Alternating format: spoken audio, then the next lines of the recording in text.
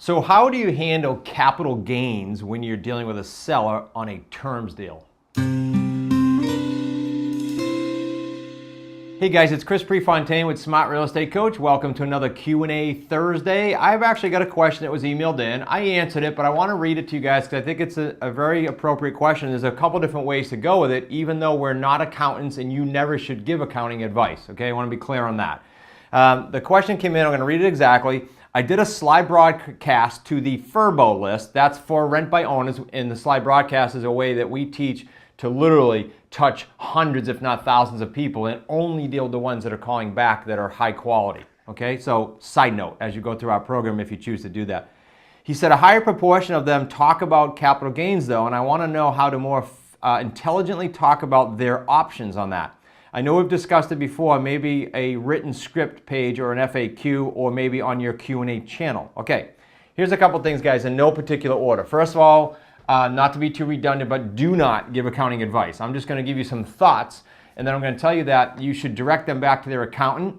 And if you're in our program in any shape, form, or fashion, even if you're a student in the QLS program, the video program, you can use our CPA in our part-time CFO, Paul Dion. He's in the investor resources. Go check it out, okay? And he'll answer all the questions. He'll even talk to your clients for you, okay? So those are some side notes. Now, he might be talking about, and I answered this a few different ways for him, your sellers, if they leave a property, they've got to occupy it in 2 of the 5 years.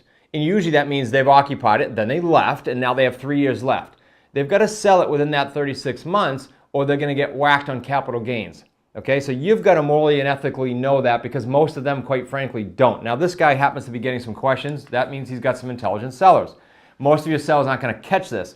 And then lo and behold, if you go 4 years, say on a lease purchase deal or any type of deal, they're going to get crushed on capital gains. They're going to look to you and say, why didn't you tell me that? So be very cognizant of that and know that you're going to structure a 36-month or before lease purchase term if that's what you're doing if someone's leaving their primary residence. Okay, that's number one. Number two, a subject to deal will always solve, quote unquote, a capital gains issue. What do I mean by that?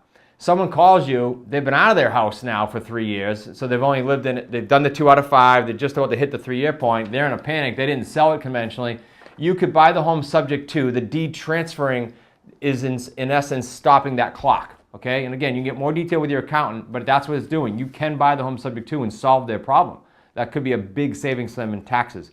The third thing is you may be dealing with a builder that is flipping homes. And so he or she is paying short-term capital gains tax because they're selling them in under 12 months. Now, some builders are classified different. Some rehabbers are classified different. They're getting taxed at the highest rate no matter what. So I don't want to get too detailed. Again, this is an accountant issue. But know that on many of those people flipping homes, especially if they're doing onesie twosies, you could save them some money because on the lease purchase or the owner financing, they're pushing it out past a year, past the short-term capital gains, okay? So I hope that's helpful. It's meant just to get you thinking and somewhat knowledgeable so that you can address it at a 10,000-foot view with your sellers, not giving accounting advice.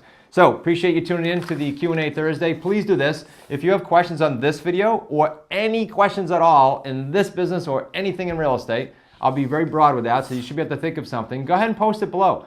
We'll either answer you on the comments or we'll film a video just for you if we think that everybody can benefit from it, and frankly, they usually can.